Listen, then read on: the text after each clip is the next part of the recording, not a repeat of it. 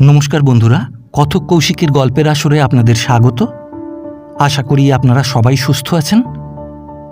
বন্ধুরা, আজ আপনারা শুনবেন সাহিত্যিক হেমেন্দ্র কুমার রায় রচিত ডাকাত।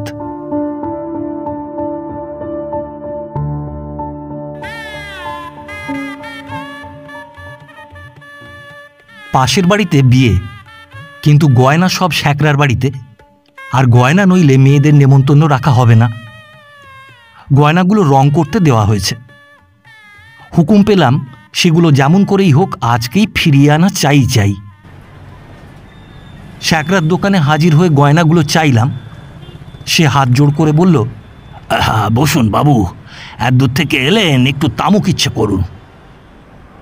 আমি হচ্ছি শ্যাকরার একজন মস্ত খদ্দের। বুঝলাম সে আমাকে কিঞ্চিত আপ্যায়িত না করে অমনি ছাড়বে না। অতএব বসলাম। শ্যাকরার দোকানগুলিকে অনায়াসে সরকারি বৈঠকখানা বলতে পারা যায়। তামাকের ধোঁয়ার সঙ্গে এখানে সকালে বিকালে পাড়ার যত সত্য মিথ্যা গুজব, নিন্দা, কুৎসা ও ঘোঁট পাকিয়ে উঠতে থাকে। তামাকের মিঠে করা ধোঁয়ায় বেড়ে মশগুল হয়ে উঠেছি। এমন সময় একটা আধবুড়ো লোক হাঁপাতে হাঁপাতে দোকানে ঢুকে বলল, ওয়ে শুনেছ? শ্যাকরা বলল, কি? নেশার আরামে তখন আমার চোখ দুটি স্তিমিত হয়ে এসেছে। ধূম্রকুণ্ডলীর ফাঁক দিয়ে সেই অবস্থায় দেখলাম আগন্তুকের মুখ চোখ গল্প বলবার আগ্রহে ও উৎসাহে প্রদীপ্ত হয়ে উঠেছে। খবরটা নিশ্চয়ই যে সে খবর নয়। শোনবার জন্য কান খাড়া করে রইলাম। ওই মুকুজ্জেদের বাড়িতে মস্ত ডাকাতি হয়ে গেছে যে। কখন মশাই, কখন? আরে এই মাত্র। আরে পাড়ায় থাকো, পাড়ার কোনো খবর রাখো না? কীরকম লোকে? একটা গোলমাল শুনছিলাম বটে, কিন্তু ওই নিজেদের দোকান ফেলে তো আর পরের বাড়ির ডাকাতি দেখতে যেতে পারি না মশাই। আমার দোকান দেখে কে? দোকান দেখা? চোখে কানে এরা দেখতে শুনতে দিচ্ছে না হে বাপু। এরা সেই হাওয়া গাড়ির বাবু ডাকাত। হাতে এদের ইয়া পিস্তল। লোকের নারী নক্ষত্রের সব খবর রাখে।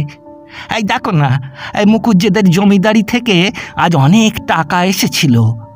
এরা ঠিক সে সন্ধান পেয়ে দেউড়িতে এসে হাজির। পিস্তলের একটি আওয়াজ শুনেই যত সব পাড়ে দোবে চোবের দল ওই রাধাকিষণকে টিকির মধ্যে লুকিয়ে ভোঁ দৌড়। ডাকাতদের চেহারা দেখেই মুকুজ্জে মশাই ভিড়মি খেয়ে চিটপটাং। ডাকাত বাবুরা সোজা এসে বুক ফুলিয়ে সোজাই চলে গেল। যাবার সময় সঙ্গে নিয়ে গেল ওই জমিদারির সমস্ত টাকার তোড়া আর মেয়েদের সমস্ত গয়না। বলেন কি? তারপর সব কাল শুনো। খবরটা টাটকা থাকতে থাকতে সবাইকে আগে শুনিয়ে আসি। লোকটা যেমন হঠাৎ আবির্ভূত হয়েছিল তেমনি হঠাৎ অন্তর্হিত হলো। এতক্ষণে আমার স্তিমিত নেত্র আশ্চর্যরূপে বিস্ফারিত হয়ে উঠেছে। শ্যাকরা আমার পানে ফিরে বলল, মশাই শুনলেন? বলে হুঁকোয় একটি শুকটান মারতে গিয়ে দেখলাম বহুক্ষণ চুম্বন অভাবে অভিমানিনী হুক্কা সুন্দরীর প্রেমবহ্নি নিভে গেছে। হুঁকাটি শ্যাকরার হাতে দিয়ে বললাম, তাই তো, এখন উপায়? শ্যাকরা দোকানে কুলুপ লাগাতে লাগাতে বলল, আমি তো মশাই বাসায় চললুম। হ্যাঁ, তা তো দেখতেই পাচ্ছি, কিন্তু আমি কি করব? সঙ্গে এতগুলো গয়না, যেতেও তো হবে অনেকটা। আসি মশাই, নমস্কার। আমার কথার কোনো জবাব না দিয়ে শ্যাকরার পো ভয়ে ভয়ে চারিদিকে চাইতে চাইতে চটপট চম্পট দিল। খানিকক্ষণ হতভম্ব হয়ে বসে রইলাম। শীতের রাত্রি, কুয়াশা আর অন্ধকারে চারিদিক ঝাপসা। গয়নাগুলো পেট কাপড়ে বেঁধে উঠলাম। এদিকে ওদিকে চেয়ে লোকজন বড় নজরে ঠেকল না। ডাকাতের ভয় যে যার বাড়িতে ঢুকে দরজায় খিল নেটেছে। বলির পাঁঠার মতো কাঁপতে কাঁপতে প্রাণটি হস্তগত করে পথ চলতে লাগলাম। আমার বাড়ি শ্যামবাজার, এখান থেকে 1.5 মাইলেরও বেশি। প্রত্যেক গলিগুঁজির মুখ দিয়ে যাই আর বুকটা দূর করে ওঠে। মনে হয় ওই অন্ধকারে আনাচে কানাচে নিশ্চয়ই কোনো একটা বদখত চেহারা পিস্তল বাগিয়ে লুকিয়ে আছে। দিল বুঝি মাথার খুলি উড়িয়ে। সেই লোকটার কথা মনে হলো। এরা লোকের নারী নক্ষত্রের সব খবর রাখে। ও বাবা, আমার কাছে গয়না আছে, এরা কি সেটা টের পেয়েছে? তার পায়নি, যার যা কাজ। এসব খবর না রাখলে কি এদের ব্যবসা চলে? চারিদিকেই এদের চর ঘুরছে, তাদের চোখে ধুলো দেওয়া সহজ নয়। যে লোকটা ডাকাতির খবর দিয়ে গেল সেই যে চর নয় তাই বা কে বলতে পারে? তারপর হঠাৎ মনে পড়ল, শ্যাকরার কাছ থেকে গয়নাগুলো নিয়ে আমি যখন কাপড়ে বাঁধছিলাম তখন রাস্তা দিয়ে একটা চোয়ারে চেহারার লোক কটমট করে আমার দিকে চাইতে চাইতে যাচ্ছিল। নিশ্চয়ই সে ডাকাতের চর। এতক্ষণে সে তার দলকে কি আর খবর দেয়নি যে আমার কাছে একরাশ গয়না আছে? রাস্তায় মাঝে মাঝে লোকজন চলছে, তাদের সকলকেই ডাকাত বলে সন্দেহ হতে লাগলো। দুপা যাই আর চমকে উঠি। হঠাৎ দেখি একখানা মোটর গাড়ি দু চোখে অগ্নিবর্ষণ করতে করতে আমার দিকেই ছুটে আসছে। গাড়িতে অনেকগুলো লোক। যতক্ষণ না গাড়িখানা আমাকে পার হয়ে চলে গেল ততক্ষণ আমি একটা বাড়ির রোয়াকে উঠে গা ঢাকা দিয়ে দুরু দুরু প্রাণে দাঁড়িয়ে রইলাম। বড় রাস্তায় এসে প্রাণটা তবু কতকটা ধাতস্থ হলো। এখানে এত ভিড়, পুলিশের এমন কড়া পাহারা, ডাকাতের দল এরকম জায়গায় নিশ্চয়ই কারোর গলা টিপে ধরতে পারবে না। শ্যামবাজারের দিকে যতই এগোচ্ছি রাস্তার ভিড় ততই পাতলা হয়ে আসছে, আর আমার ভয় ততই চরমে উঠছে। তবে ভরসা এই যে আর মিনিট 10 মা কালীর ইচ্ছায় ভালোয় ভালোয় কেটে গেলে বাড়ি পৌঁছতে পারব। হঠাৎ আমাদের পড়শি রামবাবুর সঙ্গে দেখা। আমাকে দেখে বললেন, আরে এত তাড়াতাড়ি ঝোড়ো কাকের মতো কোত্থেকে হে? এই শ্যাকরার বাড়িতে গিয়েছিলুম রামদা। কেন? চুপি চুপি বললাম, এই গয়না আনতে। ও, দিনকাল ভালো নয়, খুব সাবধান। বলে তিনি যেদিকে যাচ্ছিলেন সেই দিকেই চলে গেলেন। খানিক এগিয়ে একবার পিছনে ফিরলাম। কিছু তফাতে আর একজন লোক। একটু তাড়াতাড়ি পা চালিয়ে দিলাম। রাত্রিকালে শ্যামবাজারের রাস্তায় একই লোকজন কম চলে, তাতে এখন আবার শীতকাল, চারিদিক নিশার। আমার পায়ের জুতো ঠুকে ফুটপাতে বেজায় খটখট শব্দ হচ্ছিল, কিন্তু সেই সঙ্গে পিছনে আর একজনেরও পায়ের শব্দ পেতে লাগলাম। আবার ফিরে দেখি সেই লোকটা তখনও আমার পেছনে পেছনে আসছে। গ্যাসের আলোয় যতটা বোঝা গেল লোকটা খুব ঢ্যাঙা, মোটাসোটা, সন্ডা, একরকম গুন্ডা বললেই হয়। তার হাতেও একগাছা ছড়ি। না, তাকে শীর্ণ সংস্করণের বংশজ্যোষ্ঠী বলাই যুক্তিসঙ্গত, কেননা সেরকম লাঠি হাতে থাকলে কোঁচানো, কোঁচা ঝোলানো এবং অভাগার মাথা ফাটানো এই দ্বিবিধ কাজই সুচারুরূপে নির্বাহিত হতে পারে। এর ডাকাত টাকাত নয় তো? আমার পিছু নেয়নি তো? পরখ করবার জন্য একটা পানওয়ালার দোকানের সম্মুখে গিয়ে দাঁড়ালাম। অকারণে 1 পয়সার পান কিনলাম। পেছনের লোকটাও রাস্তার উপরে দাঁড়িয়ে পড়ল। পান কিনে আমি অগ্রসর হলাম, সেও অমনি চলতে শুরু করল। আমি একটা গলির ভেতর ঢুকলাম, সেও সঙ্গে সঙ্গে ঢুকল। না, কোনো সন্দেহ নেই, এ আমারই পিছু নিয়েছে। মনে হলো শ্যাকরার দোকানে আমার দিকে যে লোকটা কটমট করে চেয়ে গিয়েছিল, এ নিশ্চয়ই সেই লোক না হয়ে আর যায় না। আমার বাড়ি দেখে গিয়ে দলের লোককে খবর দেবে, তারপর সকলে মিলে আমার বাড়ি লুটে টাকা ও গয়না সব নিয়ে যাবে। আমার বুক ঢিপ ঢিপ করতে লাগলো। এখন উপায়? একে কিছুতেই আমার বাড়ি দেখানো হবে না। সেখানে গিয়ে যদি গুলিটুলি চালায় তাহলে একসঙ্গে ধনে প্রাণে মরব। চলতে চলতে হঠাৎ ডান দিকের একটা সরু গলিতে ঢুকে পড়লাম। তারপর অপথ, বিপথ, কুপথ, এমনকি আস্তাকুড় মারিয়েও অন্ধকারে হাতড়াতে হাতড়াতে, হোঁচট খেতে খেতে, মাথা ঠুকতে ঠুকতে যেখানে গিয়ে নাক ঘষে গেল সেখানে আমার মাথার চাইতেও উঁচু এক পাঁচিল। সেখানে আলোও নেই, পথও নেই। তাই তো কি করি?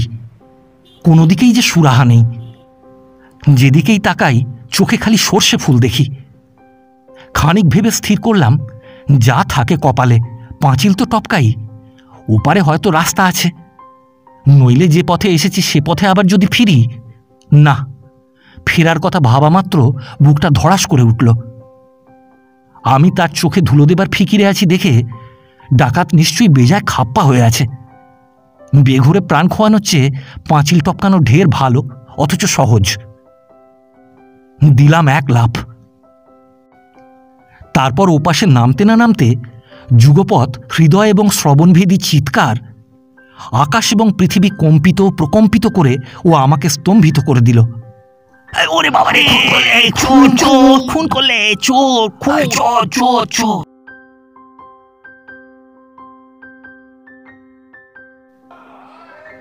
এই অহেতুক অন্যায় ও অভদ্র চিৎকার আমাকে একেবারে পাথরের মতো অচল করে দিল বটে, কিন্তু অচল হলেও চলতে হবে, কি করি?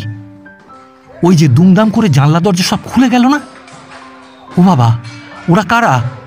কেউ লাঠি হাতে, কেউ আলো হাতে, কেউ আবার বঁটি হাতে। এই যে জ্বলন্ত উনুন ছেড়ে ফুটন্ত তেলে এসে পড়লাম।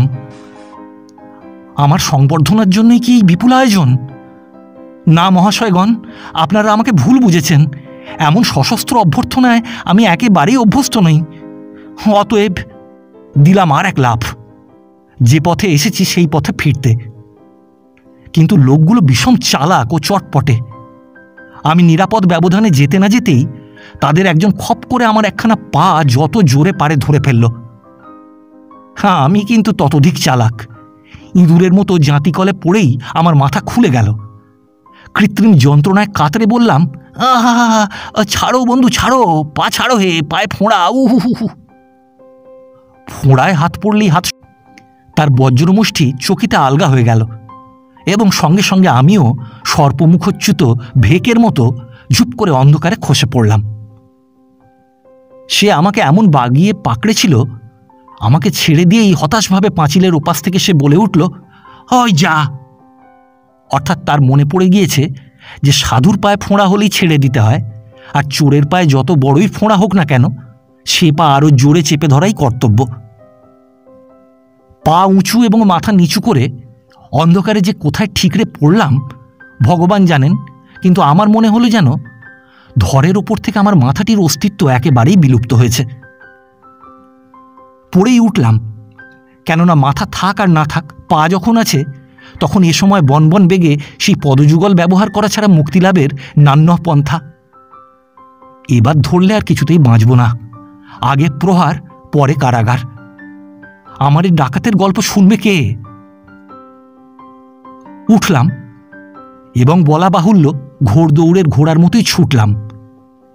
এখানে সেখানে দু চারবার ধাক্কা খেয়েও ছুটলাম, ইঁটে লেগে দুবার হোঁচট এবং একবার ডিগবাজি খেয়েও ছুটলাম, কাছা খুলে এবং এক পাটি জুতো হারিয়েও ছুটলাম। একেবারে গলির মোড়ে গিয়ে থামলাম, কারণ থামতে হলো। গলির মুখ জুড়ে দাঁড়িয়ে আছে সেই বিপুল বপু, ডাকাত। আমাকে দেখেই সে হুঙ্কার করে উঠল, এই যে পেয়েছি। আমি একদম দুর্গানাম জপতে জপতে ভাবলাম কার খপ্পরে পড়া উচিত, যে আমার ঠ্যাং ধরেছিল তার হাতে, না উপস্থিত যে আমার সুমুখে মূর্তিমান তার হাতে। একদিকে দমাদ্দম বেদম প্রহার ও অন্ধকার কারাগার, আর একদিকে মুহূর্তের সংহার, ডাঙায় বাঘ ও জলে কুমির। শ্রেয় কোনটি? চালাক মন বলল, পুনর্বার মধ্যপথের যাত্রী হও। শ্রেয় হচ্ছে পলায়ন, যদি পারো। কোনো রকম পূর্বাভাস না দিয়ে আচমকা ভয়ানক চেঁচিয়ে উঠলাম, এই কে তুমি? তেমন জোরে জীবনে আর কখনো চেঁচাইনি। ডাকাত বিনা মেঘে এমন বেয়ারা বজ্রনাদের আশা একেবারেই করেনি। সে চমকালো, ভড়কালো, পেছনেও হটল। সেই ফাঁকে পাশ কাটিয়ে পুনর্বার আমার প্রাণপণ পলায়ন। আমার প্রাণ পলায়নের দিকে নিবিষ্ট থাকলেও কান ছিল ঠিক ডাকাতের দিকেই। দ্রুত পদশব্দে বুঝলাম সেও ছুটছে। ভাগ্যলক্ষ্মী বুঝি এইবার আমার পক্ষ ত্যাগ করলেন। মোড় ফিরতেই দেখি সামনে মস্ত এক গাছ। পণ্ডিত কথিত আমাদের পূর্বপুরুষের অভ্যাস এখনো ভুলিনি, সুতরাং একটুও ইতস্তত না করে চটপট গাছের উপর উঠে গেলাম।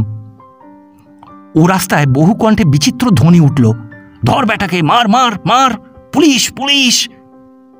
কিছুক্ষণ এমনি হট্টগোল চলল, তারপর সব চুপচাপ। প্রথমটা কিছুই বুঝতে পারলাম না।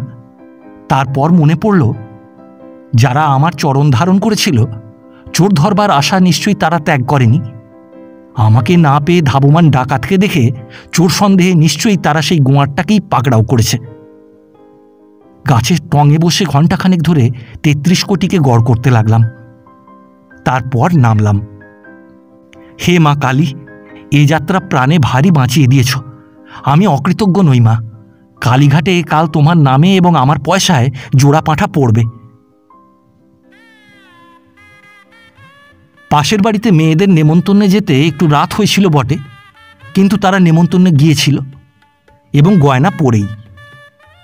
গয়না আনতে এত দেরি হলো বলে গিন্নির নথ প্রথমটা কিঞ্চিত চঞ্চল হয়ে উঠেছিল বটে, কিন্তু আমার ইতিহাস শুনে মুখ নাড়া তো দূরের কথা, অচিরে তাকে নথ নাড়াও বন্ধ করতে হলো।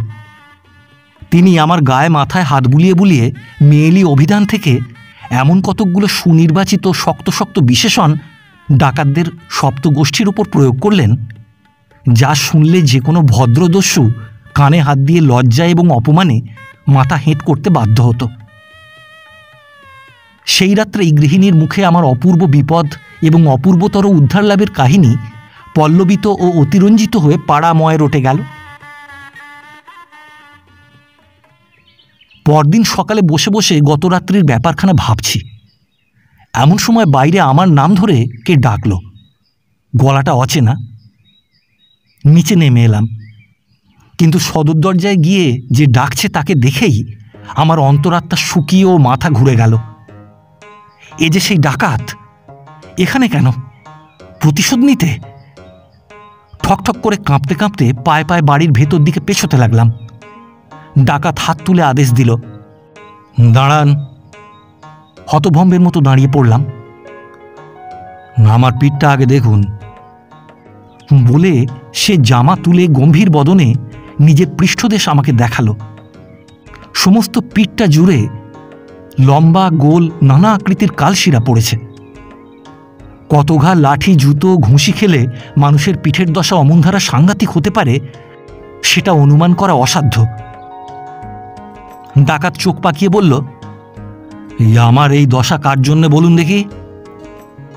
কিছু বললাম না। আমার কাঁপুনি ক্রমেই বেড়ে চলল। ডাকাত আমাকে নিরুত্তর দেখে নিজেই নিজের প্রশ্নের উত্তর দিয়ে কঠোর স্বরে বলল, আপনার জন্যে, বুঝেছেন, আপনার জন্য। আমি বোবা বনে ঘাড় হেঁট করলাম। ডাকাত বলল, পাড়ায় যা রটিয়েছেন তা আমি শুনেছি, তাই শুনেই বুঝে নিয়েছি আপনি কে। জানেন মশাই, কাল আমায় গারদে রাত্রিবাস করতে হয়েছিল। জানেন কি হাজতে কত বড় বড় মশা আছে? আর আপনি জানেন কত কষ্টে আমি খালাস পেয়েছি?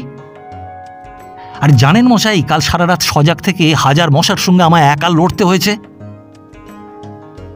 ডাকাত ক্রমে আমার কাছে এসে আমার মুখের কাছে মুখ এনে উচ্চস্বরে বলল, আর জানেন কি আমি কে? মনে মনে বললাম, বলা বাহুল্য। ডাকাত বলল, একজন গোবেচারী বরযাত্রী। আপনার পাশের বাড়িতে নেমন্তন্নে আসছিলুম। থাকি দূর পাড়াগাঁয়ে, ট্রেন ফেল করাতে ঠিক সময় বরযাত্রীর দলে মিশতে পারিনি। পথের লোককে জিজ্ঞেস করে করে আসছিলুম। একটি বুড়ো ভদ্রলোক আপনাকে দেখিয়ে দিয়ে বললেন ওর বাড়ি কোণের বাড়ির পাশে, ওর পিছু পিছু যান। তাই আসছিলুম মশাইয়ের পেছনে পেছনে। ভদ্রলোকটিকে রামদাদা বলে আন্দাজ করলাম। নিজের কানকে বিশ্বাস করতে পারলাম না। যা শুনছি এ কি সত্য? বেকুব বনে বাঁধো বাঁধো গলায় বললাম, আপনি আপনি কি ডা? হো হো করে হেসে সে বলল, আমি কেন? আমার 14 পুরুষের মধ্যে কেউ ডাকাত হয়নি। আপনি ভেবেছিলেন আমি ডাকাত। যারা আমায় হাজতে পাঠিয়েছিল তারা ভেবেছিল আমি চোর কি খুনে, কিন্তু কেউ ভাবলে না যে আমি নিরীহ বরযাত্রী মাত্র। আজ সকালে যখন বিয়ে বাড়িতে এসে হাজির হলুম, তখন মশায়ের অপূর্ব উদ্ধার লাভের গল্প শুনে নিজের দুঃখে কাঁদব কি? হাসতে হাসতে পেটের নাড়ি ছিঁড়ে যাবার জোগাড়। হ্যাঁ, এই যে একেবারে আস্ত উপন্যাস।